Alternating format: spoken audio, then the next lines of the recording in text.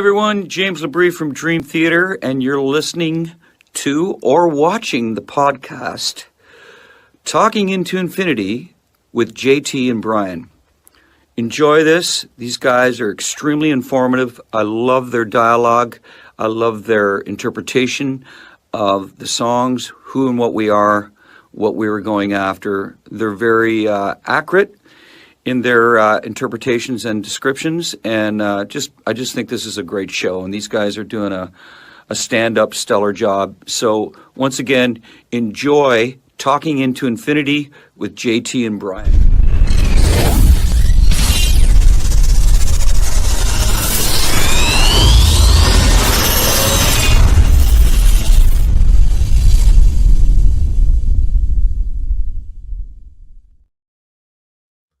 What's up, guys? Welcome to another episode of Talking into Infinity, a Dream Theater-centric podcast. I am your host, John.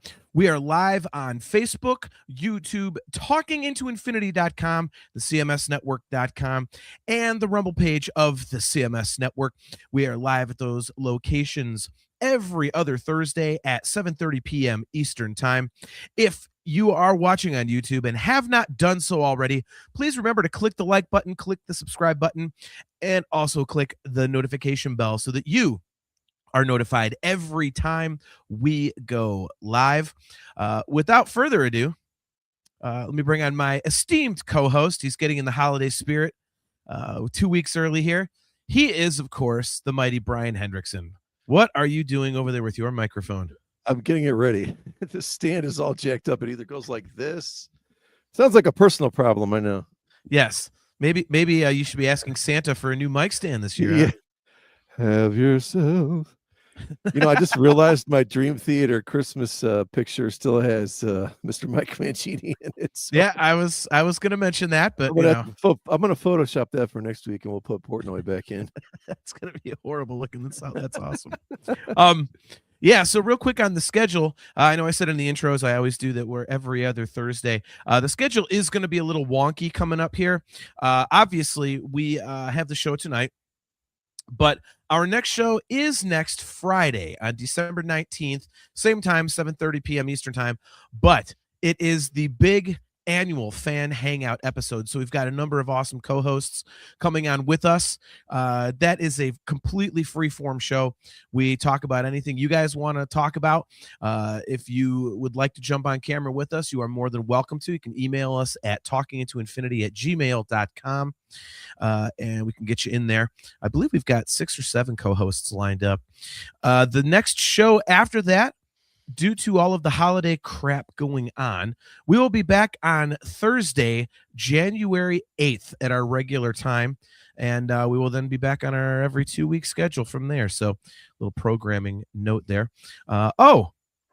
Also, another programming note, fuck Spotify. I don't know what the hell they're doing, Brian, but yeah, I got notified that our last 3 episodes were pulled from Spotify because we used copywritten music. So episodes 113, 114, and 115 were pulled down. Oh, because you used copywritten music. Oh, because the intro and outro of the show from episodes 1 through 112 didn't. Spotify, you jackasses. So I'm just going to put them back up and see what happens. But for those of you guys listening to the audio version, if you're looking for the last 3 episodes, Spotify is dicking around with us, so fuck them. What if we have Mr. Dream Theater write a letter to Mr. Spotify and say, hey, Talking into Infinity can use my music. Sincerely, Exactly. Mr. Dream Theater. Exactly. I'll shoot up a text to Wayne, be like, can you text Petrucci and have him send an email to Spotify on our behalf? Like, let's knock this out here. So but yeah, so if you guys are looking for those episodes, I'm still screwing around trying to get those get them back up there. I post them immediately. I post every episode immediately after we go off the air. So within 2 hours of us ending the live stream, it's available on all the audio platforms. So they were there, and then I got these emails. So, man. But yeah, so man, I'm excited, man. This is gonna be fun. I've been looking forward to the show. Got the chat rolling already. Look at what the heck is Johan Alexanderson? What is this? Look at him. He says, hey, but he changed it to @Blat8181.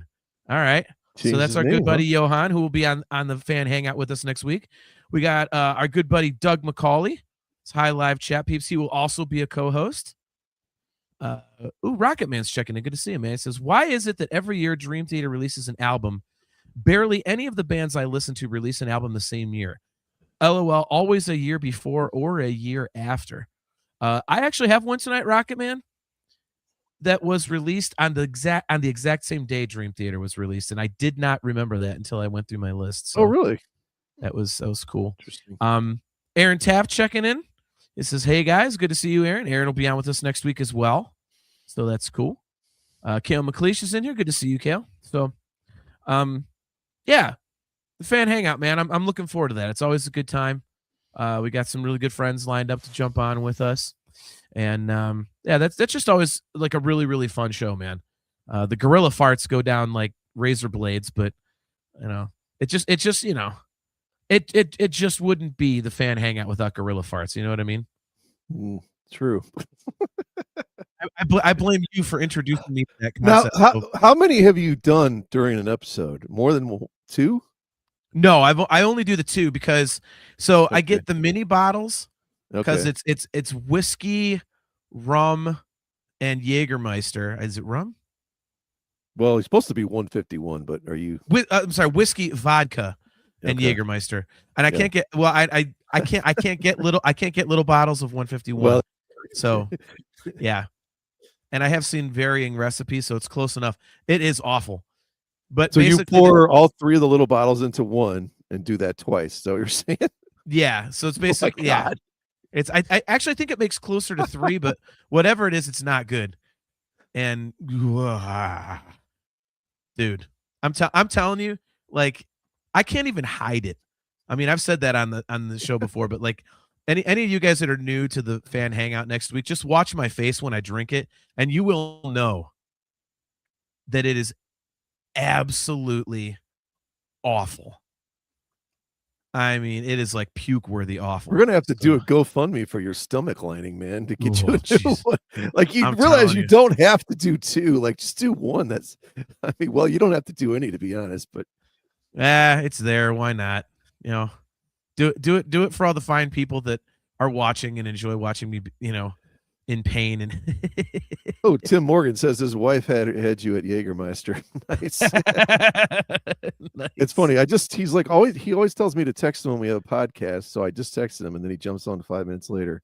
So good to see you, Timmy. Yeah, good to see you, Tim. Kale McLeish, he does have to do one. That's tradition. I know 1, but 2, dude. I mean, come on, man. I don't want you to get sick. When in Rome. Doug McCauley says, upgrade to 151, dude. Get a bigger bottle.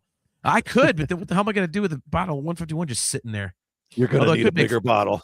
Yeah, right. I mean, I could make flaming Dr. Peppers, I suppose. So there's that. Doug says, last year I was so ripped, man. I was flying high before it even started. Oh, that's awesome.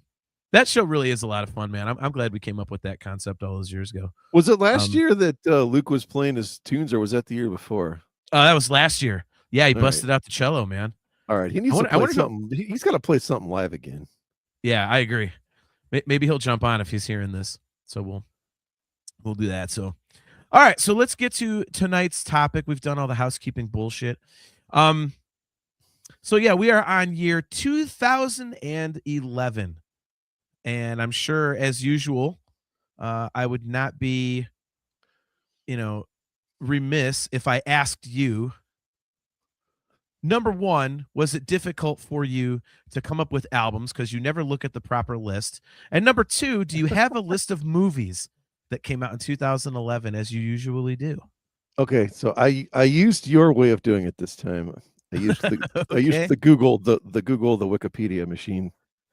Okay. So I did like every album, and then I filtered by metal, and then I filtered by rock.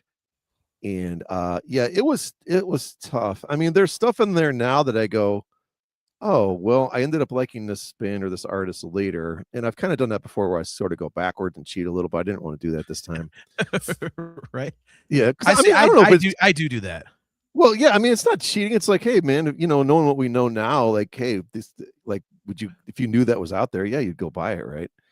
So, yeah, it was challenging. This is the least I ever got. I got 6, and Okay. I'm afraid I'm missing something because of our text earlier, but I guess we'll find out. Or ended up just not using it. But yeah, my movies, you know me, I mean, I got to do movies. You're a movie guy too. Okay, so this is what I've got. Thor, the first one, I guess. Oh, good movie. Okay.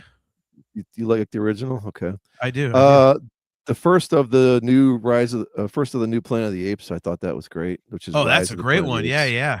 Yeah. Where he gets Caesar as a baby. Yeah, that's an awesome one. Bridesmaids, I think one of the most overrated comedies ever. Not a Yeah, isn't that the one where like the only really truly awesome scene is where the explosive shit in the tub or fan. something? Yeah, and it's a bunch of chicks crapping, and I really don't want to see that. Drive, that was pretty good. Ryan Your internet Gosling. history says different, by the way, about your last Yeah. comment. But anyway. Speaking of all right, shit, anyway. did you ever see The Help? That was like nominated for 5 million awards, and there's a shit pie literally in that movie. So, No. it's a pretty good movie. Super 8, what's your thoughts on that one? You're a Spielberg guy. You know what? I haven't seen that one, ironically. You've never seen Super 8? I haven't. Oh, dude. All right, next time you come over, we're watching it. Okay. Moneyball. That's another one, ironically, I haven't seen, even though in Cleveland we all probably are familiar with it because the guy who's in the movie was running our football team for 10 years. All right. I don't read that many books. I always want to read more. I did read this one, The Girl with the Dragon Tattoo. I thought it was a really good book and a really good movie. I didn't see that one either. Okay, that's good.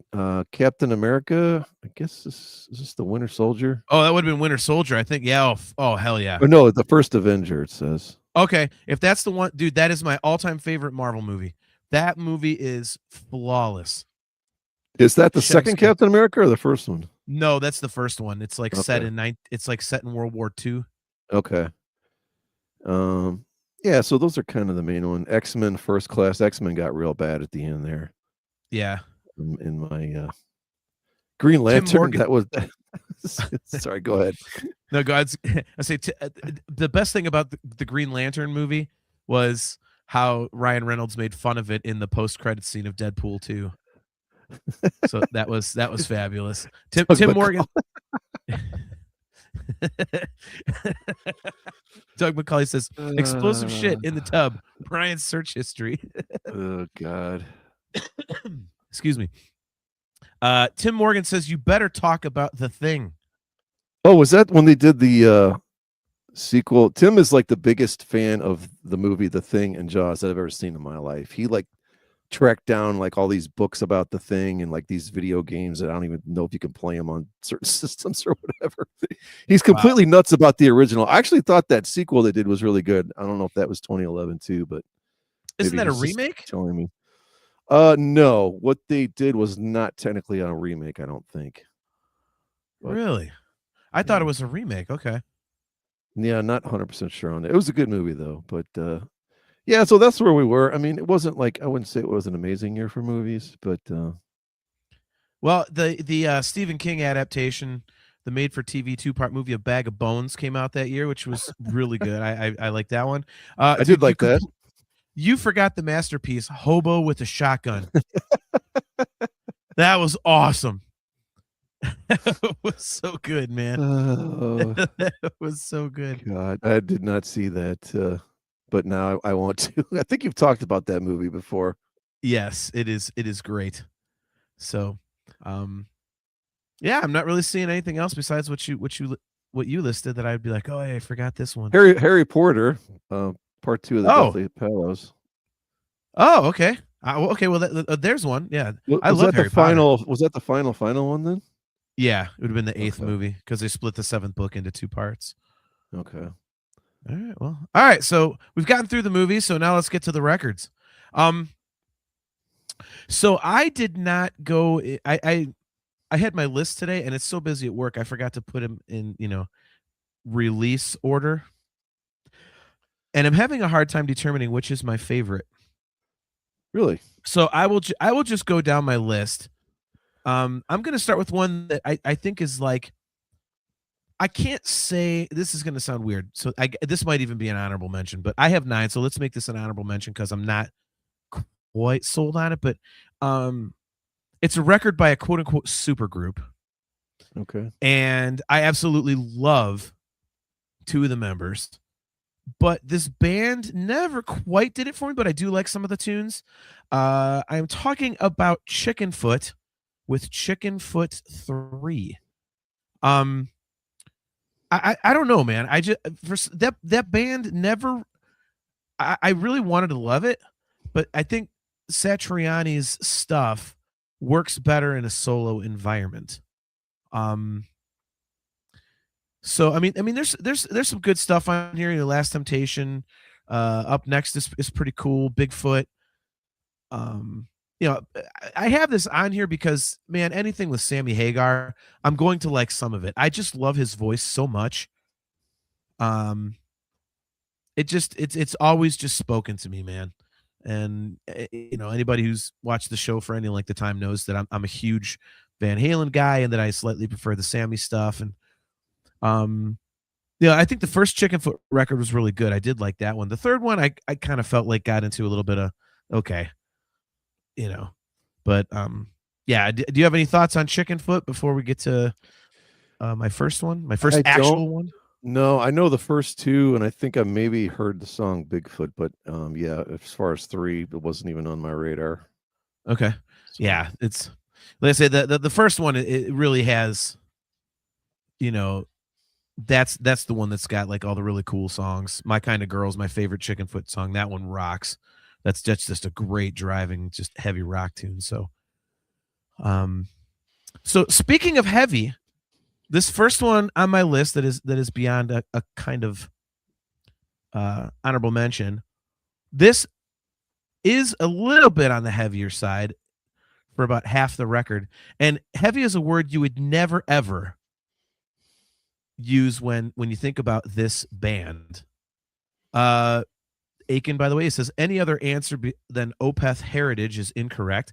I've never listened to Opeth, to be honest with you, dude. So, yeah. So this apparently, according to my Amazon Music, was released on May 24th of 2011.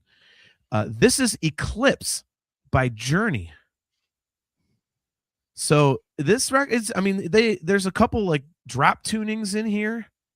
I mean, it's obviously not chugging on like the low string, but they hit some, kind of like a low B or whatever the hell it would be chord. And the first half of this record is not, the choruses are huge like you would expect, but it's got a tiny bit of a, like I say, a darkness or a heaviness to it. I know this album isn't very popular.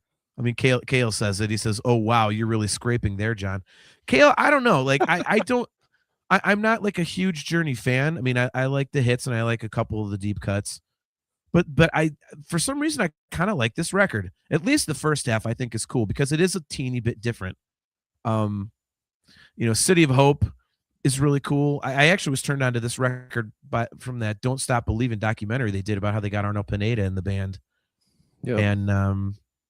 And so I looked up because City of Hope was in like the end credits. I was like, oh, I like this song. And then I just kind of went through the rest of the record. But Edge of the Moment, Chain of Love, Anything is Possible, Resonate. And the second half of the record is pretty much like standard Journey. But yeah, Aiken's not wrong. He says, John, did you not have anything else to listen to in 2011? Journey Eclipse is universally regarded as the worst in the catalog. No, I know, but it's like I kind of dig it for some reason. But again, I'm not exactly like, I don't have all the Journey records on file, and I'm not going through them, with a fine-tooth comb and all that. But so I don't know. I just, something about it being a little different from your bubbly, happy Journey kind of was kind of cool to me. So, so yeah. Are you familiar with this record? Do you hate it like everybody else? Vaguely. I think I remember, just like you, hearing that either them recording or putting that song in the credits, that's City of Hope or whatever. And I think I heard Chain of Love also. Yeah. And I don't know. You go in and you just polish the hell out of all that stuff, and you put 9 million effects and reverb and delay on his guitar and all that. And I mean, it could sound cool. I don't think there's the problem with it. I just, is there much heart or soul to this stuff? It's that, I guess that's where most people are like, no, Yeah. Okay. That makes sense. By the way, real quick, he is in the chat finally. We've got Luke has spoken. He says, "Hey everyone, how's everyone doing?" So Luke, we did talk about you a few minutes ago, and everyone says that you got to jump on the fan hangout next week and play some more cello for us. So I know you've done some other Dream Theater compositions, so you got to get on and play if you're available. So 7:30 p.m. next Friday. So, all right. So, what do you have first on your list? All right. I don't know if I want to rank these or not. And there's one in here. I'll let you start it because I know which one it is for sure. Okay. I'm gonna go with one of your favorite bands, Mastodon. The Hunter. I mean, this is a just super. If you're not that much into Mastodon, I don't know if this one's going to help you a whole lot because it's really, really dense. Okay. Kind of a fun fact on the producer, Mike Elizondo, I noticed he was nominated for a Grammy for the 2004 Best Rap Song. I think it's called "In the Club" by 50 Cent. And 50 cents. Yeah, he was nominated for producer. He worked with a lot of other rap artists, including Snoop Dogg, Eminem, and Busta Rhymes. Maybe that's Busta Rhymes. Okay. It's such an ass. But here's the funny thing about this guy. There is a Mike Portnoy connection. He produced one of your other favorite albums, 2010's Nightmare. Interesting. Okay. From Avenged Sevenfold. Yeah, so we ended up with a weird Dream Theater connection. Yeah, I mean, I like the stuff on here. The first song, Black Tongue, it's like, how else do you start off a Mastodon album? It's a doom sludge riff, with that barrage of drums that they do. Curl of the Burl. I mean, it's a really cool, love the snaky riff. They turn their distortion, their fuzz boxes up to, what Spinal Step says 11. These are turned up to like 14. Stargasm, the drumming is ridiculous on that song. There's a song on there called Octopus Has No Friends. I feel sad for Octopus. I mean, I don't know what dude ever did to you, but guitars, like, they spin and they spiral all over. I don't know. I don't know what on this. They're one of those bands, especially this album. I have no idea what he's singing or what the words are. And when you read them, you're like, oh, okay. But, they're kind of, like I said, it's just a dense wall of sound. And, you're either kind of into it or not. There's a cool song there called All the Heavy Lifting, which is, not the story of John's life. John's the kind of guy who shows up more than happy 20 minutes after you completed something just to check on you, Oh my God. But yeah, man, they love using their 70s effects, phasers, wah-wah pedals, it's, I don't know. There's also in that All the Heavy Lifting, there's, a ton of cool time changes, and Dream Theater fans, and Dream Theater probably, I know that Mike Portnoy, he's a big Mastodon fan. Yeah. Title track, The Hunter, man, it's a really cool, clean intro. They have a way on certain songs of just having an awesome, clean guitar start out a song. But yeah, man, the very last song is cool. It's basically an instrumental. They just repeat the same line a couple of times. It says, "Pursue happiness with diligence." They say that like 4 times, but it's like a 5-minute atmospheric, instrumental. And they put in some cool keyboards and stuff as well. And it's like, again, I don't think I would have people start with this album if they're trying to get into Mastodon, but man, I mean, you just can't deny the talent, the guitars, the drums. Massive wall of sound. I think it's something, if you saw it live, and I talked before about this band, if you saw this live, you'd just be like, it's just mush, but you put it on your headphones and you hear what's going on, and it's just, and there's so much, like, Sabbath and Zeppelin inspired stuff, and sometimes there's even some hints of Queen and another stuff in there. It's real buried, but you can hear it. Yeah, just a great sounding album. Mastodon, The Hunter. Awesome. Oh, Jesus, Aiken. Aiken's trying to shock everyone in the chat there. We'll put that up on the screen. We get pulled down for people being offended. Yeah, I'm actually really not familiar with Mastodon too much. The stuff I've listened to, I've really liked, though. It's weird. Like, it's one of those things like, oh, I like this song. I just don't go back down the rabbit hole and kind of check out a full record. So I'll have to check this one out, man.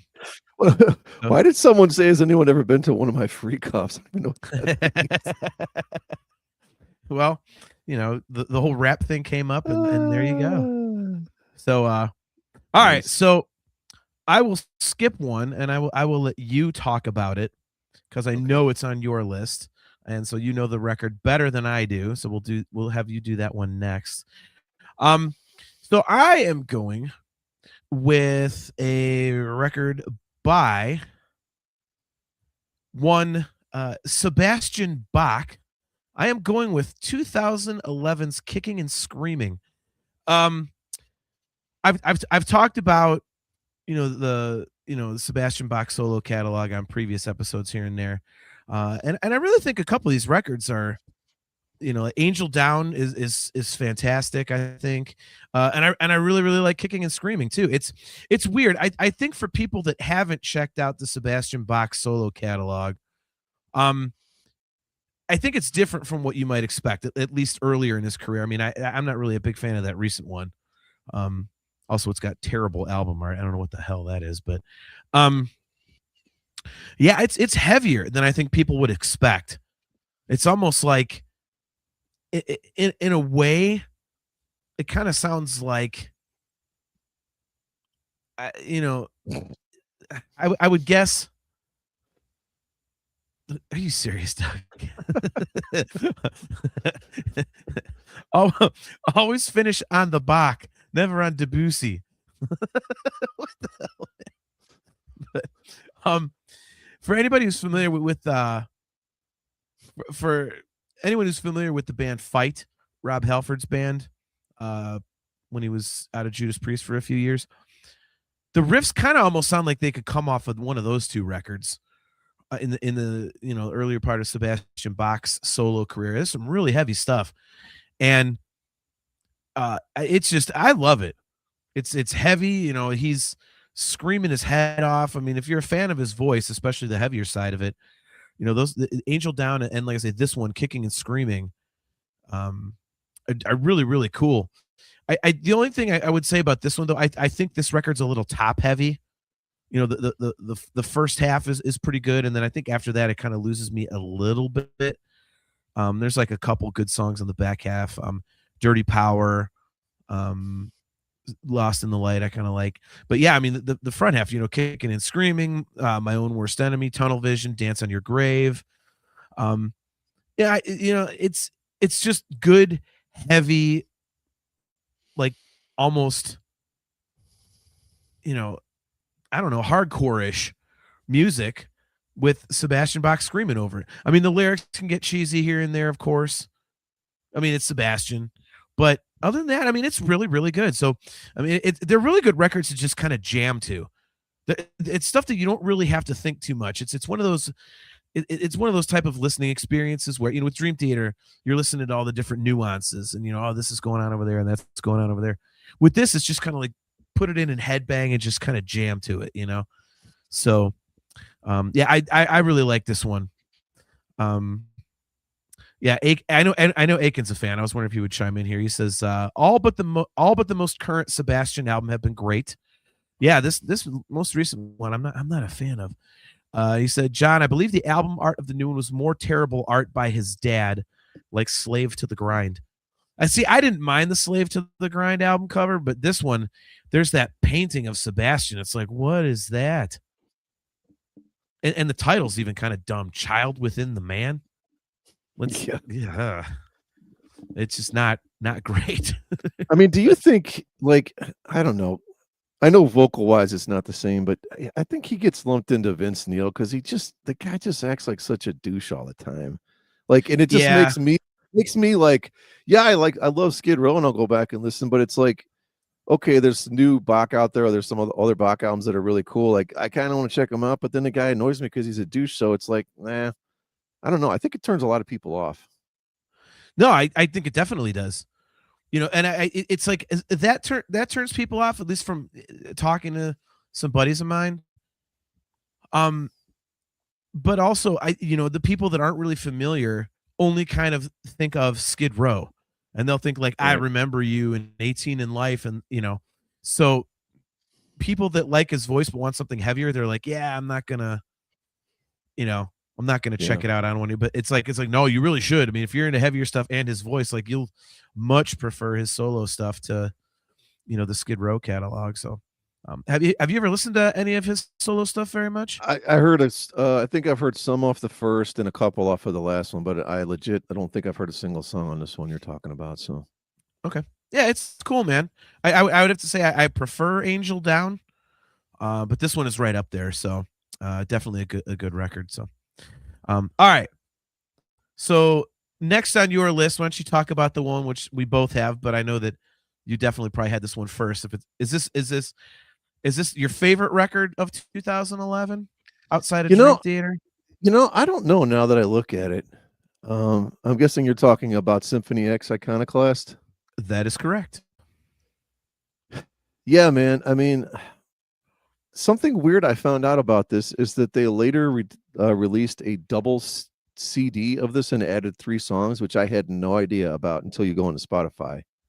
Really? Okay. Yeah, so there's 9 songs on the original, and they added 3 more, which makes it like over 100 minutes, I think, which I think is a little too much.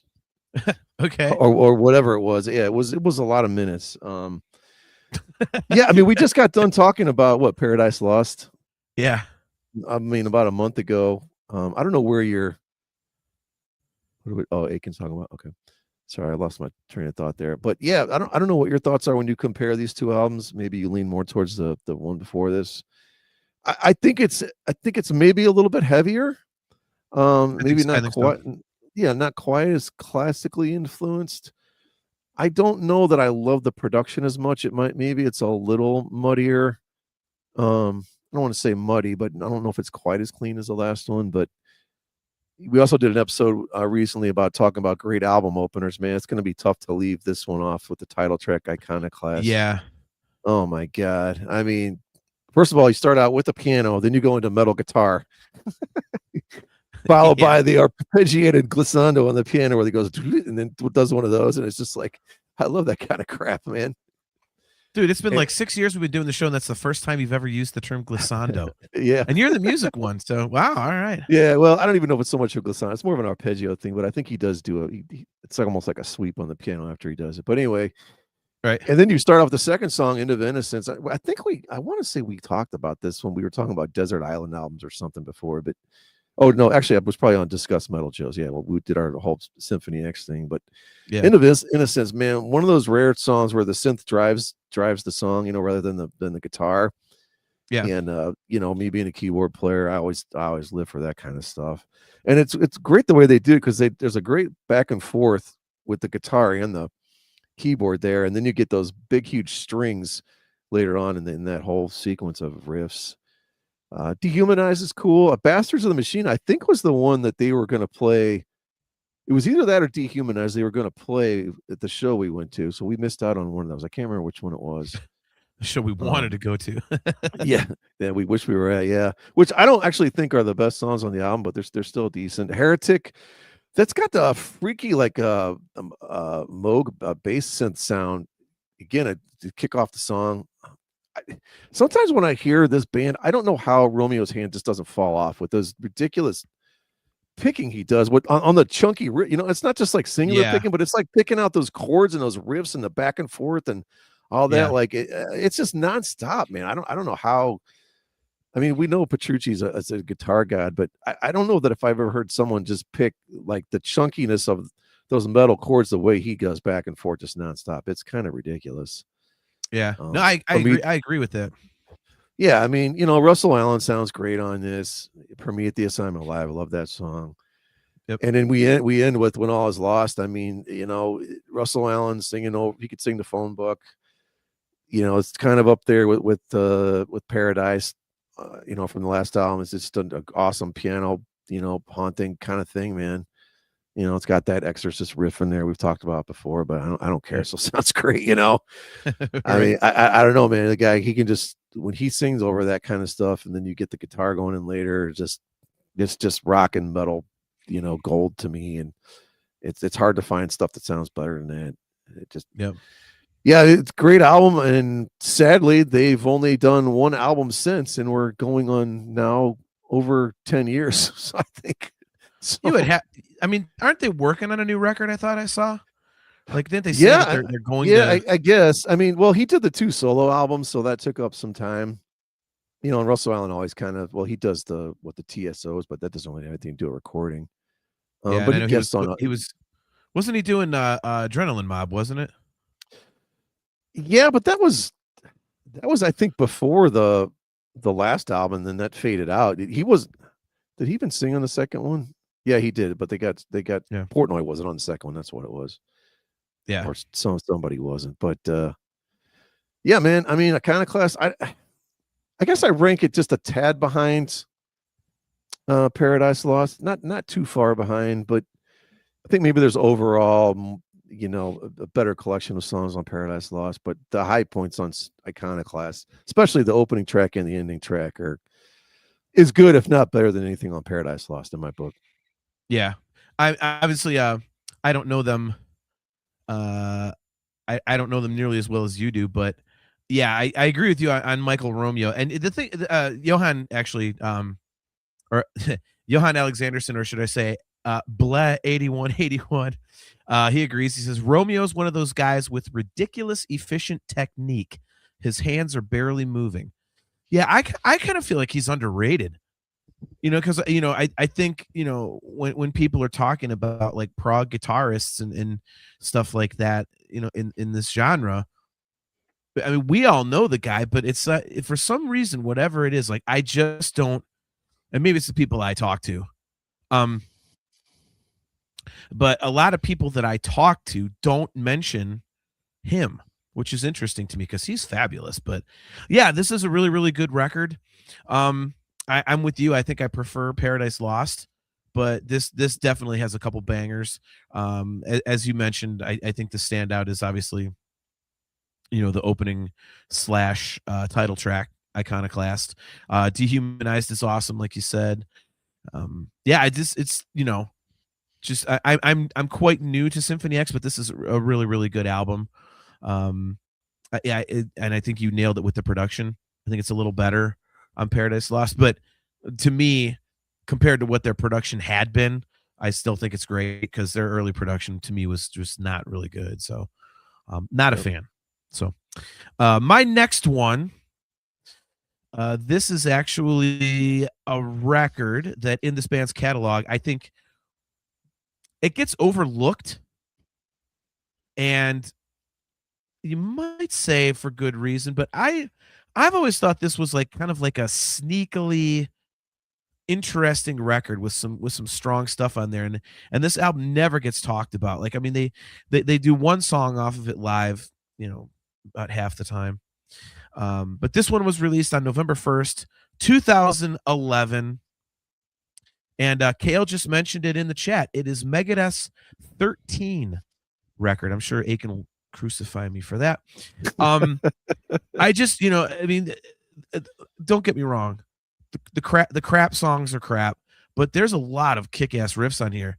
I mean, Sudden Death is really good. Public Enemy #1. Never Dead is awesome. New World Order is really cool. Obviously, that's a throwback. That was from a demo from, I want to say, Euthanasia. But that song's awesome. Millennium of the Blind is really cool. Deadly Nightshade. There's just some really cool stuff on here, and I think it's got heavier moments than people are aware of because it kind of, because it was so close to Super Collider, which is just absolute trash. I don't think this record got a lot of attention, and I think it should have. I think there's some really good stuff on here. So I've always liked this. It's kind of like a dark horse for me in the Megadeth catalog. So yeah, I'm going with Megadeth 13. How familiar are you with this album? I think I did a crash course listen to it when we were just talking Megadeth and we were going through all the albums. So full disclosure, yeah, I might remember 2 songs off of here. I remember thinking it was okay, but okay. I mean, does it hold up to their other stuff? No. Yeah. I mean, I think Aiken, Aiken says 13 is okay. It's the best of the bad albums. See, I don't know if I would call this a bad album though. You know, I mean, like I said, it's got some sneakily good songs. So, you know, I mean, if I you're like how he talking like abbreviates bad. He takes the A out of it to make it shorter. He spells out album all the way. And he spells out 13. I'm sorry. It was just funny to me. right? No, yeah, I don't know. I can't say that I would lump it in there. You know, if I was saying like, hey, let's talk about the Megadeth bad albums, I think you're talking about The System Has Failed, World Needs a Hero, obviously Risk, Super Collider, you know, stuff like that. I just think this one is better. So, he says it's on par with Cryptic Writings. That would See, be a hell of a I like half of Cryptic Writings, and then half of it's kind of lame, but I was pretty into it back in the day, but I don't like the production at all. yeah. And half of it is just it just they went too commercial. I think the farthest that Megadeth can go in terms of writing something that sounds commercial should be like Euthanasia. And anything beyond that is like, come on, let's not do that. So Kale McLeish says, whoa, hey, System rocks. Thanks very much. Nah. I don't know, Kale. I would disagree. I would disagree with that. Real quick before we get to your next record, speaking of Megadeth, did you see they're doing that? It's called Behind the Mask. It's like a documentary that Dave Mustaine made about the history of the band, and it's interspersed with the new tracks, the tracks from the new record. It's basically like a listening party for the new record / documentary, and they're showing it in theaters. It's actually on Thursday, July 22nd, which is actually a show night for us. But they're doing it that Saturday as well on January 24th. If you have any interest in going, I would meet up with you for that. I want to see it. I mean, I don't know about the new record. I'm not a big fan of the 2 songs they've released so far, but I like the music lyrically. I think it's about the worst I've ever heard in my life. Yeah, I don't know. I think I was hoping for something more along the lines of Sick to Dying in the Dead, because that was just thrashy and obnoxious, and it's like that's what I think of when I think of Megadeth. But you know, so all right, so I have Megadeth 13. What is next on your list? I'm going to go to something that I know there's no way in hell you have. And this is the side project, if you will, from Adam D and Jesse Leach from Killswitch Engage, called Times of Grace. Oh yeah, okay. And I don't know. It's like, you know how your version of time is always like, wait, this happened before this? This actually was before he came back to do Disarm the Descent, which I don't remember, but obviously my timeline is all wrong, because Bob and I went and saw Times of Grace at I believe it was the Waterloo. Is that what it's called? No, not the Waterloo. Beachland Ballroom. Sorry. Okay. Yeah, Beachland Ballroom on Waterloo. Yeah. Man, I mean, one of the best just rock shows, just old school, just you know, basically 3-piece band up there, maybe 4-piece. Let's see, 1 guitar. I think they had 2 guitars. But you know, I don't know if there was 125 people there, maybe. But I mean, they just put on an amazing show and played, I think, probably, I don't know, 3/4 of this whole album.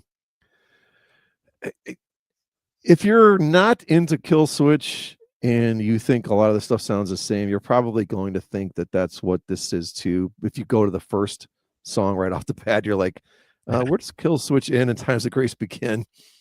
It's tough to see the line there, but you know, who cares? I mean, it's amazing vocal performance. You know, Adam D's just got those metal riffs and great catchy chorus right away. Yep. They start doing a lot more of these kind of echoey guitar parts, and it just goes back and forth between the clean and super heavy distorted riffs until the end of days. There's all really great clean parts in this one. There's a really an awesome instrumental called In the Arms of Mercy, and it made me so mad because live, what they did was basically just play, you know, the CD of it or whatever, because it's only 1 minute and 54 seconds, and it's just basically an acoustic guitar, a little bit of string, I think, behind it, and then there's like a clean electric guitar that comes in. But man, it's one of those things.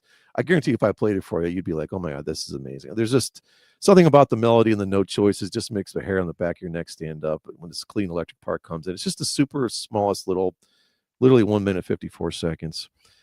Title track, there's a big massive chorus on that one. There's a cool song called The Forgotten One, where it's like almost like a country blues acoustic thing, and they turned it into this great duet forth and going back and forth between the two of them. And then they got awesome harmonies on it.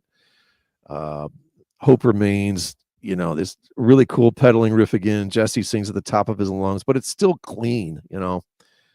He can do this thing where he sings super raspy, almost like the death metal growl, but he's also able to do that and still get it very, very clean, which I haven't seen really anybody else that can do kind of that style. Yeah.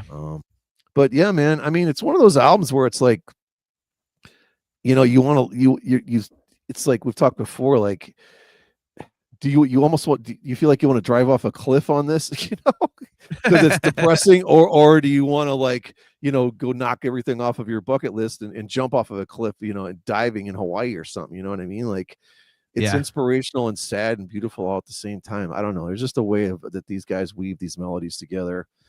And I've just always appreciated the dynamic aspect of it, and the dark and the light, and the heavy and the soft. And I don't know. To me, nobody else could do this style better.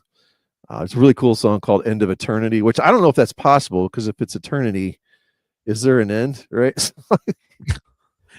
Get some weird stuff. Oh, there's and a song called Worlds Apart, which is not a cover of Journey's Separate Ways. Most people don't know that that's also Worlds Apart. But again, man, I mean, they just, all these songs, they know how to mix these quiet and loud parts. And one of these days I'll have to make you some songs and put them on a list so you can not listen to them.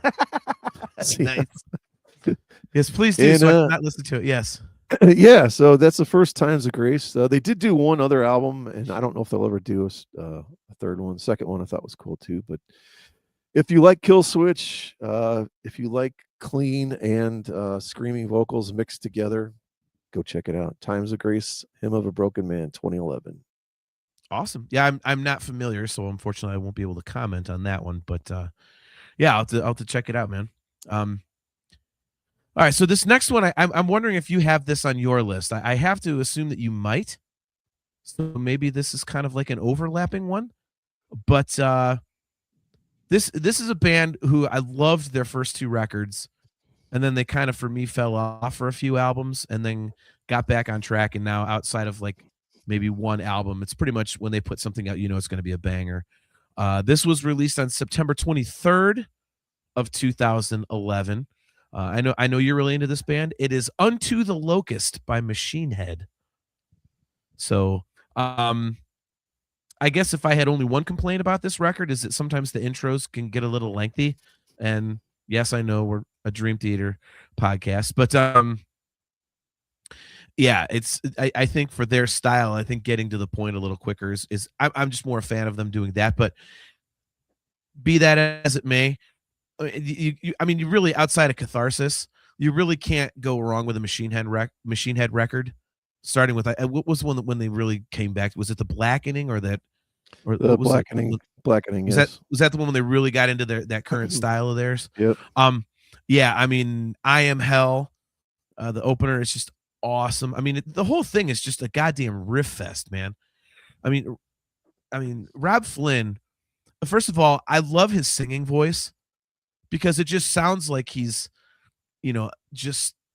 singing through razor blades. And he does sing melodically on a lot of choruses, if not all.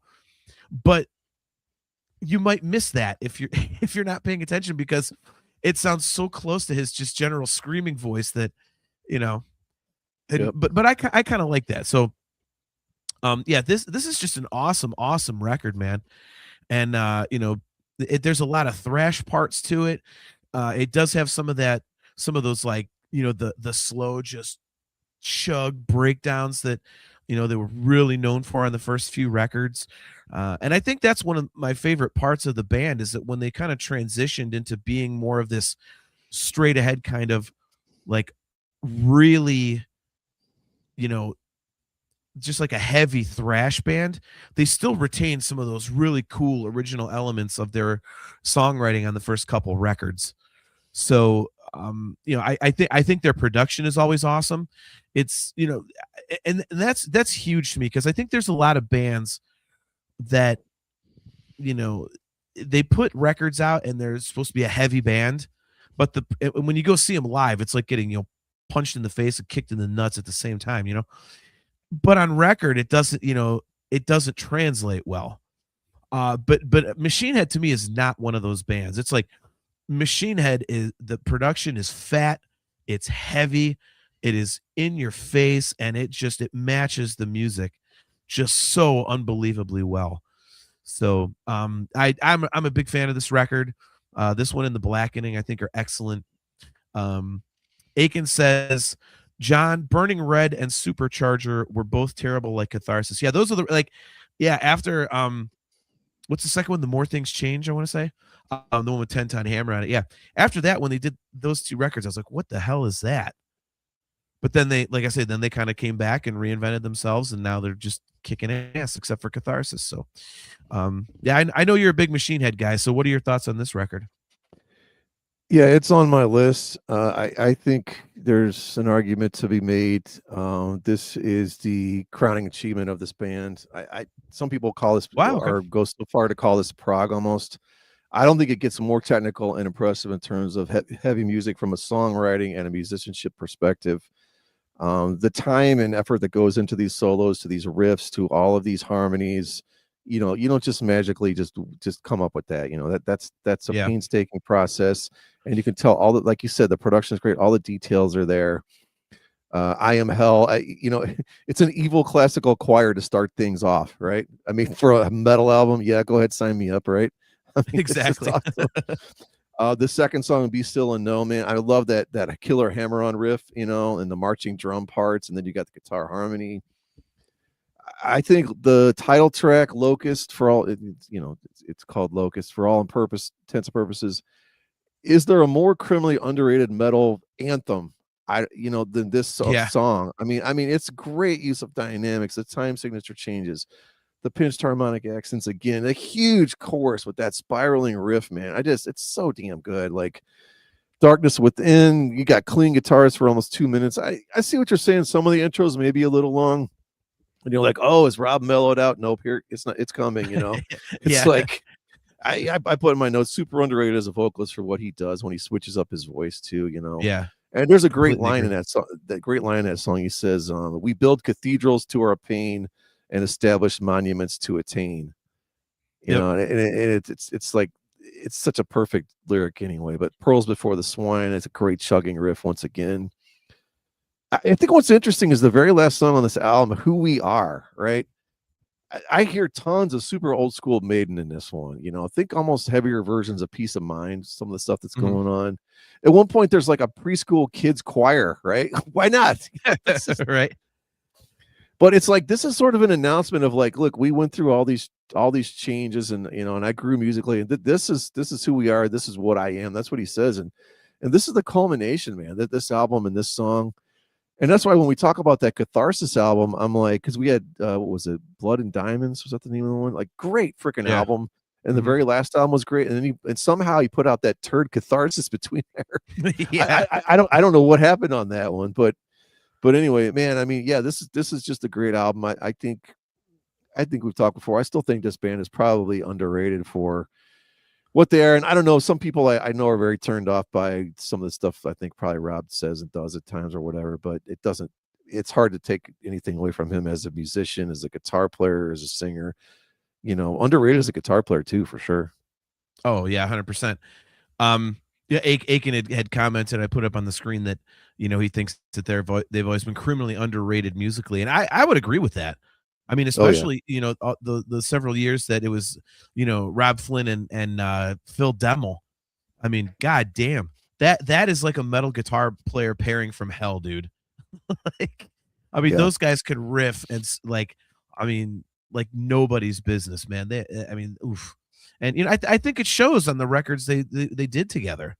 So, outside of Catharsis, which kind of, the history behind that one, everybody knows, like, Rob Flynn kind of railroaded the band into doing it for whatever reason is what kind of what I got out of it. But, I think, they're awesome. They're awesome live. And yeah, this may be their best record. But it's hard because the Blackening is really good. Like you said, Blood and Diamonds is great. And I mean, dude, and I honestly, that first record for me is still like, holy shit, man! Like that is, man, oh man, I got that when it came out, and I was like, good God, what the fuck is this? Like, Oh yeah, it's a my great God. album too, but this is just a different band on this one. You know what I mean? It's Yeah, just and that's not. the It's thing. It's just like a couple not different even the styles. Yeah, same thing. It's just like it's hard. It's almost hard to compare the two. You know what I mean? Like, yeah. No, I completely agree. I completely agree. Okay, so I have. How many do you have left? 2. Okay, I've got 3. So I will do a guilty pleasure one, and then I'll get serious. But so I'll get Okay. made fun of for this, but I really don't give a shit, because I absolutely love this artist. I absolutely love this artist. It's let me see when this one came out. This was actually the third album for this guy, and let me see. This one came out.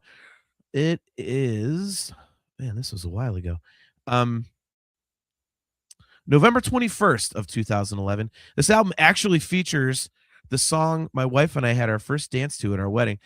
This is the third album by Daughtry. It's called Break the Spell. So go ahead and crucify me for it, but dude, I absolutely love Daughtry's voice. And I've always been a huge fan, since his first record and American Idol and all that kind of stuff. He kind of lost me with like the top 40-ish synthesizery stuff. But this album kind of is like, the first album was Dream, Dream Theater, girl. Is it the Wiggles? They put out an album in 2011. Nice. Yeah, no, I just, the first Daughtry record was just a collection of really good songs. I mean, you call it like light rock, I suppose. And then it got lighter on the second album, and with the third one, I kind of feel like he got more into the rock vein and kind of went back to, just jamming a little more. But the songs are still really great. And again, the centerpiece for me is always his voice. The choruses are always huge. It's just I really enjoy this one, and I don't think a lot of people talk about it. But the opening track Renegade is really good. You can kind of hear that as a total show opener. Crawling Back to You is kind of that quintessential Daughtry, like kind of like slower, kind of introspective, kind of grooving rock and kind of thing. Again, Start of Something Good is on here, which is the song that my wife and I danced to at our wedding. Crazy is really good. The song Break the Spell. Gone Too Soon is that's a very emotional tune that I really, really love. It's a really cool record, man, and I really love Daughtry. Aiken says, "Don't ever criticize me for Kid Rock or Volbeat again, John. Kid Rock is shit, and Volbeat needs to pick a style. It's hillbilly. Ugh. Don't even get me started. They suck, especially Kid Rock. Just a joke. Anyway, all right. All right. So there's my guilty pleasure one. But now, so we'll get to my last few. Which one do I want to save for last? All right, I'll save that one for last. It's actually I'll save a record for last. It actually came out the same day as the Dream Theater album, but so here's one I don't know if you would have had on your list, but I think you said that Unto the Locust is the best record by Machine Head. Well, I think that this album, which was released on, pull up the date here, October 28th of 2011, is the best album of this band's career. It features bangers such as, let's see, Gold Digging Whore, Critter, Weenie Ride, Just Like Tiger Woods. I am, of course, talking about Steel Panther's Balls Out. Steel Panther's hilarious. I think it's kind of run its course a little bit with some of the more recent stuff, but this record, it was still fresh, and it was, to me, it's their funniest album. Critter just is hilarious. It is so great, dude. What's the break? It's like, don't be retarded. You gotta listen to my song. Don't be afraid to get some peanuts on your dong. It's all about like doing a chick in the butt. And so that was like, it's like, I think that's my favorite part about Steel Panther actually is the fact that, I mean, the lyrics and the lyrical content are so silly and they're so tongue in cheek, but the music itself is actually extremely well written. Like it's just it kind of adds to the humor. You're like, oh my god, this music's actually good, but here they are talking about this ridiculous, like, oh my god, like just Well, Chris we Aiken talked wants. about doing weenie ride, right? I mean, I don't mind. Oh, dude. I don't mean like actually we're not going to simulate a weenie ride, but I mean the song. I don't know. I don't trust you after what you said about your internet search history earlier. So I didn't say that. Somebody else did. Right. Yeah. I mean, you know, Steel Panther's just one of those dumb, fun listens. But again, the music is great. You know, just like Tiger Woods is hilarious. 17 Girls in a Row, as I said. Of course, you've got the seminal classic, It Won't Suck Itself. You know, I think the ballads are where it gets hilarious. Why Can't You Trust Me? It's so good, man. And like I say, Critter is awesome, and Weenie Ride is absolutely masterful. That song is amazing. Especially at the end with them weenie weenie weenie weenie weenie weenie ride. Like the guys like, like Right. the choir and stuff and the strings, like it's just, oh my god, it's just fantastic. So yeah, I love Steel Panther, and this is my favorite record. So balls out. So there we go. You a fan, not a fan? Like, Yeah, I'm like you. You know, I think it's one of those things where it sort of plays itself out after a while. You know, I mean, Weenie Ride's funny. I mean, the stuff I've seen is funny. The videos are funny. You know, I don't know, but I don't know if it's the kind of thing you can last doing 3-4 albums. You know. yeah. Like the first two were good, and after that, it's kind of like, okay, like how much more can you do, kind of a thing. Right. So, by the way, Chris Aiken wants to know: have either of you gotten to Queensryche's Dedicated to Chaos yet? Oddly No. enough, that missed my list. Yeah, just off the side there. Yeah, just a bit outside. Tried the Right. corner and missed. So, all right. So, what do you have next? Well, I'll save my last one because I'm sure I'll let you do that one to start. Okay. I have 2011's what I think is the best album from this band, which we've been saying that a lot on this episode, it seems. Right. They made a documentary about the making of this album, which was kind of at the end of the history of this entire band. And of course, I'm talking about the Foo Fighters' The Wasting Light. Okay. The documentary back and forth. I don't know if you've ever seen that. I feel like I watched a Foo Fighters documentary, but I thought it was more recent. Okay, yeah, they've had multiple ones. Okay. This is the one that's all about the band, basically. I think they've had another one where it was more about that Sonic Highways thing or whatever, that album. Yeah, I think that was the one. Yeah. Yeah, but this I mean, it's a great thing about the history of the band. But what they did on this album was they decided he found like an old mixer and a really old analog recording machine. Oh, is this the Neve board or whatever it was? Yeah. And I think they used it on Sonic. Yeah, from what was. Well, they used that on Sonic Highways. I'm not sure if they used that. I think they used that board on this. But anyway, they did all of the recording using analog gear straight to tape. There was basically no Pro Tools and everything.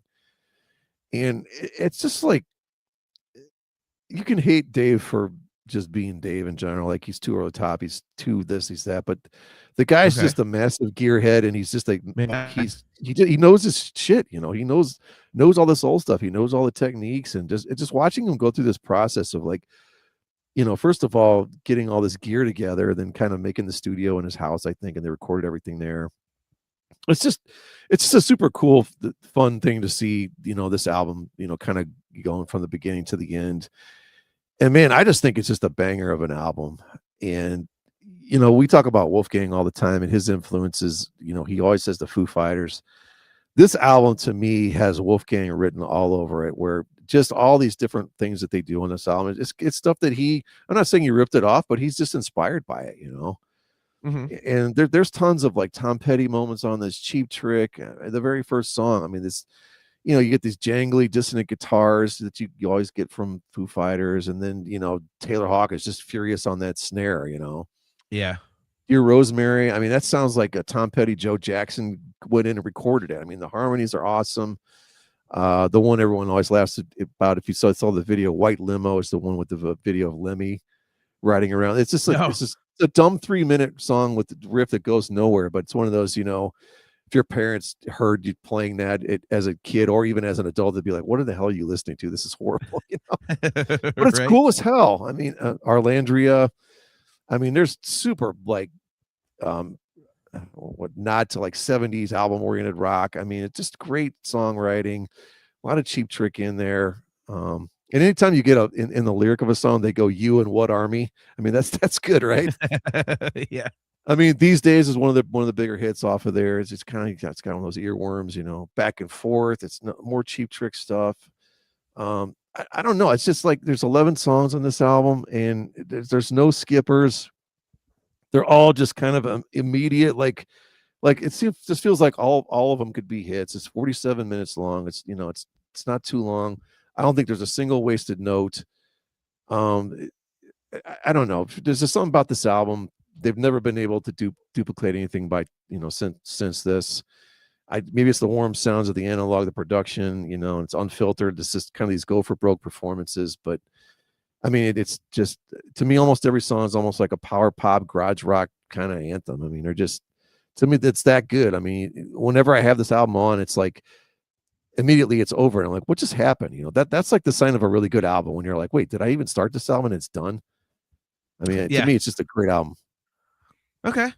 Might be a little unpopular, but I am not able to get into the Foo Fighters. It's one of those weird bands where I wish I did get into them, and I've tried and I can't. Like, I like the hits. I'm like, okay, I like the hits, so let me check out a record. And the rest of the songs that aren't the radio ones, I'm like, ugh. They just did nothing for me. So it's weird, because I mean, Dave Grohl obviously is a phenomenal musician. He's a great songwriter. I like all the stuff he does, like the extracurricular stuff, and he's funny and engaging and all that kind of stuff. And like you said, Taylor Hawkins, just an absolute beast. Great band. All the respect in the world for them, but I just, man, they do nothing for me. They do absolutely nothing for me. But Tim Morgan says, we saw them many times, but the last time I saw them in Pittsburgh, they turned me off, making fun of the crowd cheering for whatever junk they played. Most didn't get it, but as a musician, I knew what they were doing. Not cool. And did a bunch of covers. Interesting. Okay. Johan Alexanderson says, Foos are hella boring. And Doug McCauley says, I can appreciate them as musicians, but I still don't like them. Not even the hits. Interesting. Okay. Kale says, I would like this one, though. He says, this is probably the album for you, mate. It's a banging album. And Aiken says, I'm with you 100%, John. Just too corporate for me.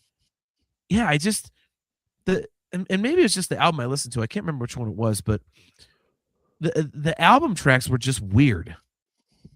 It had that vibe to me of, we wrote a couple awesome songs for the radio and then just fucked around on the rest. Because some bands just sound like that to me. Like they put effort into like 2 or 3 songs, and then the rest they just kind of farted out. And it was weird. But all the respect in the world to him. So, and Dave Grohl has a lot of creative concepts, like you said, going back to analog, and this is cool. So, that's awesome. But yeah, all right. So I am down to the last one on my list, and this record was released. I know Aiken's gonna absolutely agree with me on this one. This one was released the same day as a dramatic turn of events, which was September 12th of 2011. This is one of the most banging ass comeback records I've ever heard. It's one of my personal favorites. One of my all-time favorite bands, might be in my top, definitely my top 5, might be my top 3 depending on the day. This was the first record this band had put out since 2003, and holy shit, did they come back like swinging. This is Worship Music by Anthrax. I fucking love Anthrax. I think they have they've only ever done one record that I really didn't care for, and Aiken and I will fight about it relentlessly, but it's Volume 8. The Threat Is Real. I just did not care for that one, but this one is awesome. And not having had an Anthrax record in 8 years and getting original singer Joey Belladonna back, man, this record just slams. Even when it, to me, it slows down a little bit for a couple songs near the end, but even those are awesome. Earth, it starts with Earth on Hell, which is just blast beat, and then just like thrash and this, just, oh my god, like a tempo change, and then you get into 2 pretty much straightforward tunes, which the singles off the record, Devil Fight 'Em Till You Can't. Those are obviously great songs.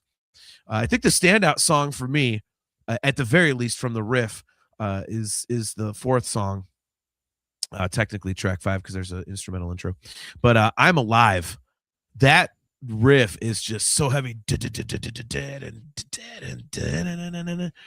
and it's just one of those, we were talking about Rob Flynn being an absolute like riff machine when we talked about the Machine Head record, and it was so interesting to me because I listened to both these albums back to back today when I was working, and it's wild how you can have 2 guys like Scott Ian, and you could say Charlie Benante too, because he does a lot of the writing as well for Anthrax, but if you take like Scott and Charlie in Anthrax and then Rob Flynn of Machine Head, when you listen to the riffs, you can kind of hear why Anthrax was a little bigger. Like, granted, this, singing as opposed to screaming goes a long way for some people, but the even the heaviest Anthrax riffs have that little bit of, melodic edge to them.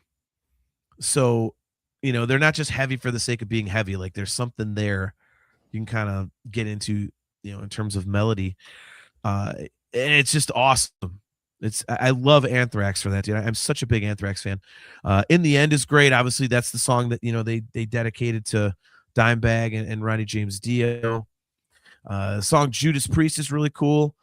Crawl's a good one. The Constant. I'm a big fan of that last song, Revolution Screams.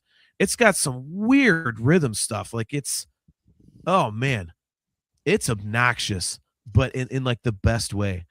So this record just rips, and I can't believe that it's like, first of all, it sucked enough having to wait another 5 years for a record to get For All Kings in 2016, but we still haven't gotten anything since then, and we're getting a record next year, but that's gonna be 11 years. So it's like, what, we have to wait 20 for the next Anthrax record? Like, what the heck? So yeah, I am a huge fan of this album, Worship Music by Anthrax. Did you have this on your list? Is this the one you thought that I would pick? Yeah, this is my last one. Man, this is one of those albums,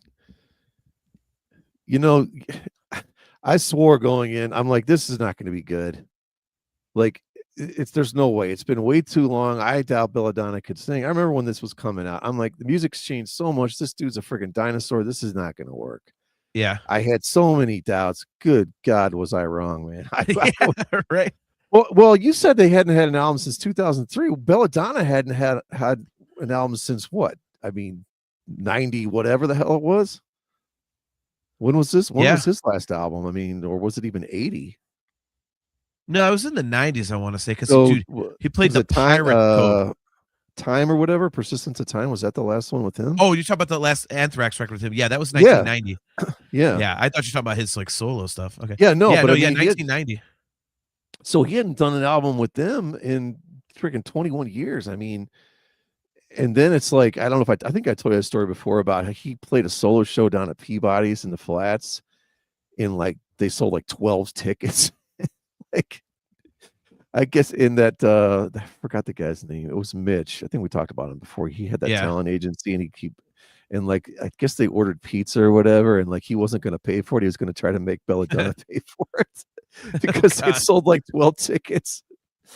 I mean, it was just, I mean, the guy couldn't have been any lower in his career at that point. I don't know. This was probably like 94, 95, whatever the hell it was, 6 maybe the Yeah, latest. he played the Pirates Cove at Peabody's. He didn't play the main stage at Peabody's when Okay. he toured. He played the Pirates Cove, the Yeah, it was side even, room. yeah, even smaller. But Yeah. yeah, man. I mean, the cool thing about this again, it was, you know, I know you hate the band Volbeat, but it's produced by Rob Caggiano. Yep. You know, oddly enough, he did a remix album for Machine Head. And as I produced one of my all-time favorite albums, Volbeat, Outlaw Gentlemen, Shady Ladies. One other fun fact about him, I don't know if we've talked about this band before. The Damned Things, that's the band that has Scott. Yeah. Yeah, I mean, it's one of those really under the radar things that happened once with the two guys from Fall Out Boy, and just a cool record if you ever get a chance to check it out. But yeah, man, Earth on Hell, like you said, blast beats. Good Lord. Like this is heavier and chunkier than your parents' Anthrax from 1987. You know what I mean? I mean, it's like devil, you know. I mean, I don't know, man. Fight them till you can't. You know, I mean, I never knew what the word mosh meant when the Caught in a Mosh came out in '87, and then I really didn't. I mean, I was into like kind of more straight ahead metal, and then I'm like, man, this is whatever it is. This is what it is, man. I mean, you said "I'm Alive" is a great song, man. I think in the end, man, that opening riff, I think that's one of the most catchiest they've ever done, man. That's saying something. Him too, not as good as Him One. Him One is cool with the strings. 38 seconds. Him too, not so good. Compare the him tracks. Okay. Yeah, not so good. Judas Priest. My only thing with this song is, are they talking about the Halford or the Ripper Owens era? That's what I'm never able to understand when I listen to that song. Nice. But you know, another really great song here. You said Relation Screams. That's good too. But The Constant, man, it's got like that greasy Southern fried like kind of thing they did, almost like Cadillac Rock Box. Like you could see like Dime was like, you know, maybe Dimebag did, if he was playing that, he'd you know, he'd add more of his squawks and the squeals that Dime does. But it's get that slinky groove. You know, the pre-chorus and chorus is really awesome on this album. But yeah, man, I mean, if there was ever an album where I just was like, I don't know how this is going to be any good. It doesn't fit in with what's going on. It's been way too long. I was so far off the mark on this. And I hate to say it, but the one after this is kind of fell to what I thought this was going to be. I just am not a fan of the one after really this, but I absolutely love this one. So interesting. Okay. Yeah, that's a conversation for the, by the way, Aiken says the Al Adkins era. Oh my god. Yeah, dude, I really like For All Kings. I think For All Kings it doesn't quite hit the highs of worship music, but it also doesn't hit the lows. I think it's a little more consistent. And by the way, my buddy Jimmy was commenting on Volbeat in the chat. Shut up, Jimmy. You're wrong. Love you, brother. But yeah, I really like For All Kings. I think it's a really good record, man. So I just didn't think the riffs were there, the memorable riffs the way this one is. I don't know. Maybe because they hit such a home run on this here, like anything else is gonna be. It was gonna be hard as hell to top this, man, because this was so damn good. Yeah, I wasn't. I mean, you said you were kind of worried whether or not Belladonna could still bring it. See, I really didn't have that worry. I was interested to hear what they would kind of do with their sound, because you know they did change to me quite a bit in the John Bush era, for the good. I love both eras of Anthrax. I think they're both fantastic. So I mean they did change, but I was like, okay, are they going to go back to the kind of State of Euphoria, Among the Living, Persistence of Time type stuff now that Belladonna's back? Or are they going to do like John Bush type stuff, but with Joey singing? Like, and I think they kind of combined it in a way, you know, because you've got some elements of the John Bush era, but then you definitely have some of the thrashier 80s classic Anthrax stuff in there. So I thought the blend was awesome. He can probably rush the follow-up out after worship music. Yeah. Well, right? It's like the other thing too is, and you can relate to this, I'm sure, like Among the Living, it's a fun album, right? It's fun. Yeah. And like the John Bush stuff is dark as shit, man. I mean, Safe Yeah. Home, I mean, was a Black Lodge Only. Those are dark songs, man. I mean, Yeah. there's kind of The fun aspect was definitely and, taken out. you're right though. It was almost kind of cartoony at times with the old Anthrax. But they're able to sort of get more serious here, but still have the fun with it, like with the intro with the zombies and stuff and all that. Yeah. And they're able to have fun with it as well. But yeah, I think that was a good point you made. They kind of marry the two. Yeah, it's a good like cross section. It's and I mean you're right. The John Bush era did get kind of dark. I mean, like my favorite John Bush record, which not a lot of people bring up, but I think I speak for Aiken as well. Stomp 442. That is one of the most criminally underrated records that I've ever heard. And I think that was where they really kind of got into simplifying the riffs for the sake of power. Stuff like In a Zone. That one's got Fueled on it, and it's just like, and bringing that element into their classic sound, I think works really, really well. Doug, what the hell are you talking about? Doug McCauley says, I did give it another chance recently, and I'll say this. It's like ordering a bacon sandwich, but you have to eat 5 courses of dry waffles and plain toast first. What the hell, man? Goddamn Canadians. It's got a way with words. What's that all about, eh? All right, so that is our list. Let's do an honorable mention, but something that is like potentially the single biggest piece of shit ever put to tape. I'm worried about this. I know. I think you know exactly what I'm going to say. Yeah, Jimmy, great take. American Pompeii, greatest Bush era jam. American Pompeii is fucking great because it's got that key change where it drops to the low register at the end, but and oh my god, it makes it so much heavier. So good, man. What's the one the devil lives in California or whatever? I love that song. The devil lives in California. Is that is that off Riding Shotgun? Yeah. Okay, yeah, I love that song. I think it's Riding Shotgun. That's a great song. Yeah, I love that. But yeah, so this band made 2 absolutely legendary monumental missteps. This being the second of them, and this was I don't know if you can call it the bigger one because it was a collaboration, but it is absolutely one of the shittiest pieces of shit that ever shit out of shit, ate the shit, then shit it out again and made a bigger piece of shit. Yeah. No, Aiken, this is much worse than that, and you know it. Metallica and Lou Reed with Lulu. I guess I shouldn't be, but it amazes me to this day when you see Lars Ulrich, if it ever gets brought up, how he still defends it. I mean, the whole band. I mean, Kirk Hammett will defend it too, but I just this record. I tried listening to it, and it's a lot of skipping to the next. Like, is this a joke?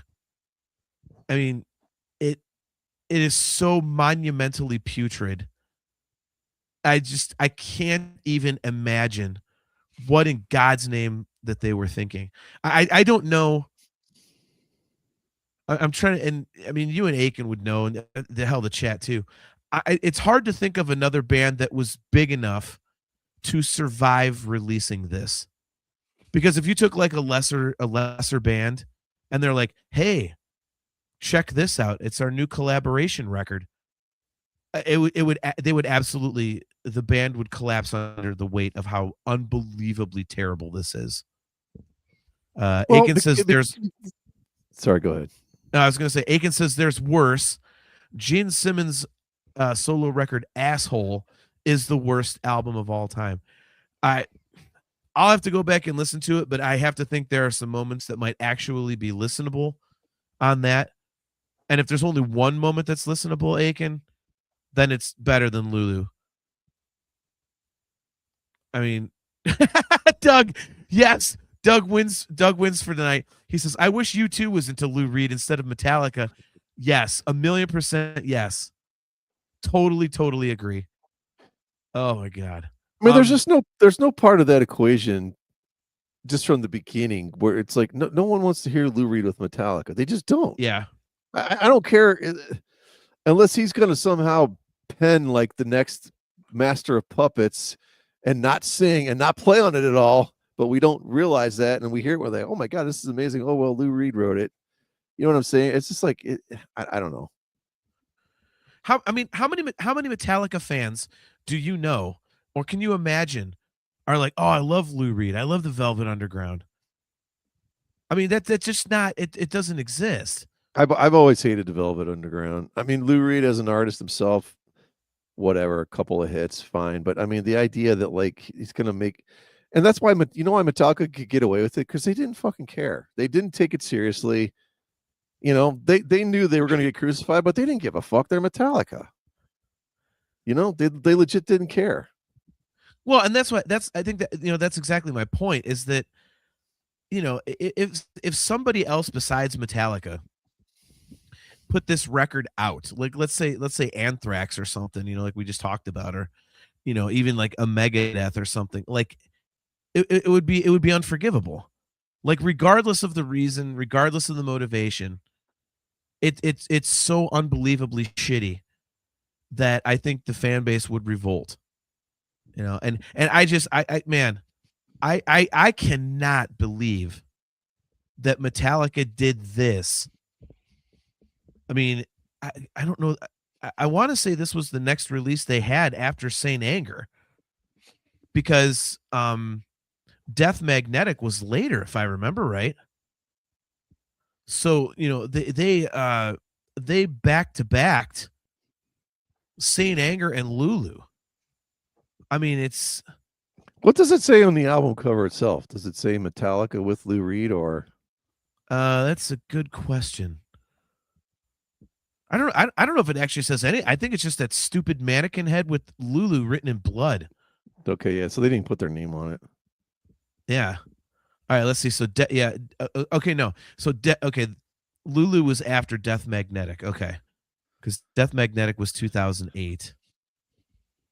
So, all right, so it wasn't quite as bad as I thought, but Jesus Christ. I mean, well, yeah, like I said, it's a joke. They didn't even put their name on it, so I don't understand, like, why they have to double down. You know what I mean? Like, I get it. Like, you made the record, you're gonna stand by it. Okay, I suppose. But I mean, how do you look back on that and go, yeah, that's still good, or I stand by it? Like, no. Okay, well, this is once we die, we're able to like find the answer to everything that ever happened in the world, right? What I want to know is, I want to know the number of people that actually listened to Lulu front to back. So the number of no skipping, no stopping to go do whatever. Listen to this album from front to back, and then listen to it more than one time. I want to know the total number of individuals that did that. What do you think it is? Could it even be like 500? I mean, how many people are in the world? 6 billion. Is it still 6 billion or whatever? Yeah. It used to be 6 billion. I don't know. I don't know that number could be higher than 1,000. There's no way. Wait, Aiken listened to the whole thing? Is that what he's saying? Well, I know he has. Yeah, I mean, well, that was probably just so he could rip it apart later, though. So well, yeah, I mean, well, and that's the thing. It's like, can you imagine a single Metallica fan getting into that first track and going, I'm liking this? No, that's what I'm saying. I would love to know that.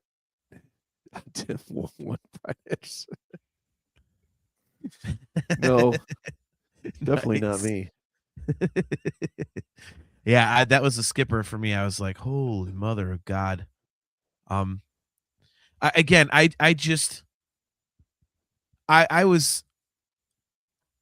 on the outs with Metallica. Like, Load came out and I was like, what is this? Then Reload was worse. So I was like, okay, well, they're official. And then Saint Anger, I was like, all right, fuck this band. They're dead to me. And then it was like, stupid ass Lulu. Death Magnetic was like, okay. I'm like, all right, this is back to at least a classic sounding Metallica sound. This is cool, I guess. And then they did Lulu. I was like, nope, forget it. They're gone. Like, this is absolutely unforgivable. Like, it's the Unforgiven 4. Like, I guess what I like.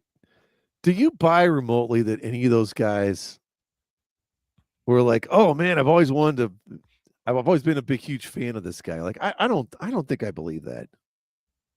yeah, I don't know where it comes from. And I mean, certain things, like, I mean, maybe just like keep it to yourself. I don't know, or do it as like a fan club thing, but yeah, yeah, Aiken. This is not for nothing, but the Metallica Blacklist was almost equally shit. Yeah, yeah. Dude, those interpretations of those songs, I'm like, what is the? I don't even know Oh what that God, is.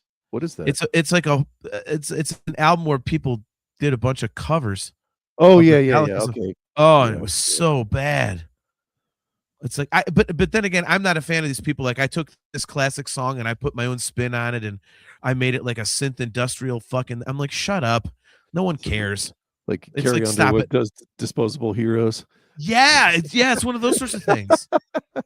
Oh man. Doug McCauley. Did someone in rehab give James a Lou Reed book of poetry or something? It's the shit show. Yeah, I mean, see, this would be a good topic for the fan hangout next week, because people are bringing up some absolute garbage records, man. And by the way, up your ass, Brian, for your stupid Van Halen comment. But What did I do? That oh, wasn't me. screw you. Oh, shut up.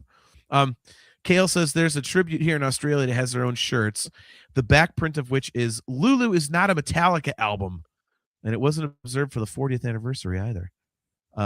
Aiken mentions worse than Lulu, Methods of Mayhem. That's with a question mark. He says Generation Swine is putrid as well, and it was a comeback album. Yeah, that is definitely good Lord. Yeah, good. Ugh. Yeah, that's interesting, man. See, like, if we could, we got Asshole, we got Methods of Mayhem, we got the Blacklist. Yeah. Be interesting to see if we can name stuff that we think is potentially worse. Ugh. I just Man. don't believe that. Like, I don't know. Are you just sitting around? You just have too much money and you're just too bored. That's the only thing that I don't know. I mean, if you said you want to do something with Paul McCartney, fine. I mean, or Don Henley or the Eagles. I don't know. Neil Young, he did something with Pearl Jam. That made sense. But Lou Reed and Metallica, that just doesn't make. That makes no fucking sense. And it's god awful. I mean, there's outside of the production value and the sound of the instruments, like, there is nothing on this that is anywhere near Metallica. And a lot of it is just banging and power chords. I mean, it's just musically, it's stupid. It's like boom, boom, boom, with Lou Reed just, barking the most asinine, pointless drivel over the top. It's like, what the fuck are you doing? It's like if I was still a huge Metallica fan, I'd have been like, this is like borderline insulting. Like, what are you doing? Like, and granted, I'm a close-minded fuck, but even still, that was just like, holy Jesus, what in God's name are you thinking? Like, this is terrible. So I don't know. Just wanted to bring that up because I actually do know, I think, 2 people that say, oh, it's not that bad. And it just infuriates me. That's a ringing endorsement of an album. It's not that bad. Yeah. Especially with this one. It's like, oh God, what are you talking about, man? Oh. Yeah, Chris Aiken, you're not wrong, man. He says, you guys don't see the obvious. Hall of Fame hipsters ass kissing each other and working with each other. Screw the fans. They'll pay for it anyway. Well, who bought it though? I mean, I can't see anyone buy. I don't know. Unless you're just a fucking idiot. Like, who would be like, oh, they did an album with Lou Reed. I really want to hear that. No, I don't. I know what it's gonna sound like. I'm not that dumb. Good Lord. Well, then, and to me, again, it's the doubling down on it. It's like, if you want to come out and say, okay, well, I'm still a fan of why we did it, but the end result wasn't what we had hoped. Or if I could go back, I think I wouldn't put it out, something like that. Not, oh yeah, sit there and defend it. Like what? That's a Johan. I think it's impressive how bad it is. It's okay. That's the best comment of the night. That's actually true. Yep. Johan says, I mean, I think it's a pretty impressive album and how bad it is. That deserves some recognition. Well, it's like that old joke we always say. It's like it's one of those. It's not as bad as it seems. It's worse, man. It's way worse than we could even imagine. We know that's a horrible idea, and it's even worse. Yeah, you hear it. Yeah. Look at this.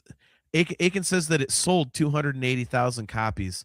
Okay, those had to all be down. Those had to be down. All somebody who's just like super bored just hits download on like they're set to automatically buy whatever the next Metallica thing is on their Amazon or their iTunes. Like it's automatically set to buy it or something. There's no fucking way.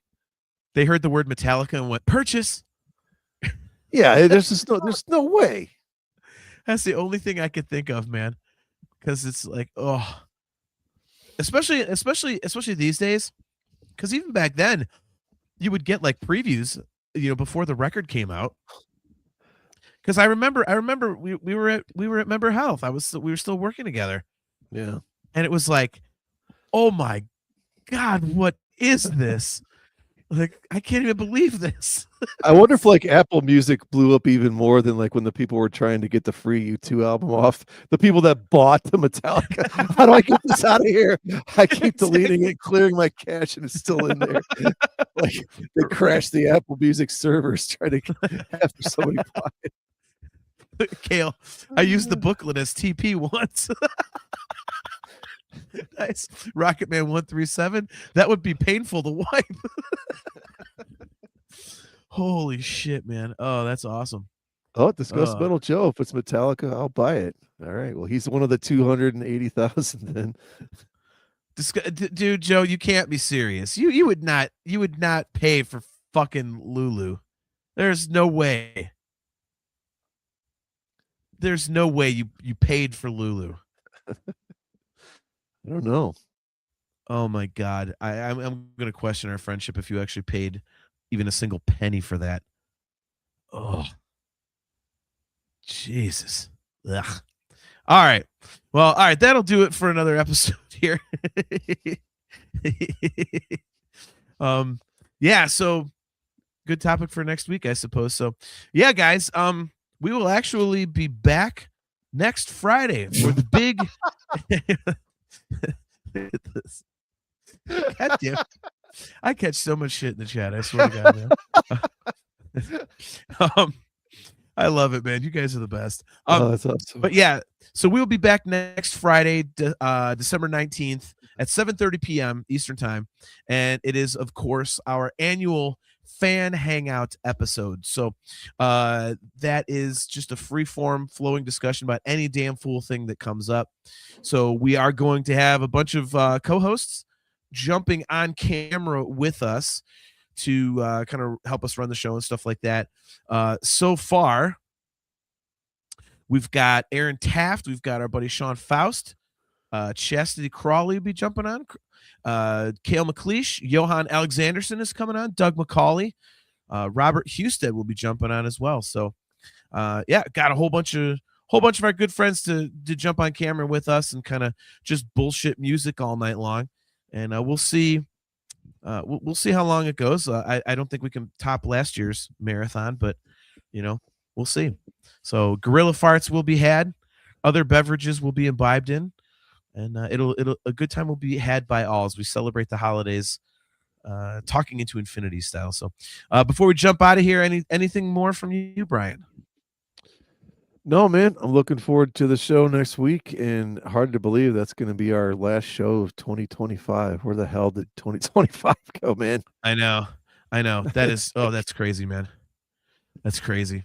But yeah, so looking forward to it, guys. So again, Friday, December 19th at 7:30 p.m. Eastern time for the annual fan hangout. Get your gorilla farts ready. And one more time, guys, if you are watching on YouTube and haven't done so already, please click the like button, click the subscribe button, and hit the notification bell so that you are notified every time we go live. So until next time, guys, I am your host, John. He is Brian, or Brain, as it says on the screen. And we'll see you next week at the Fan Hangout. And as always, guys, Carpe Diem.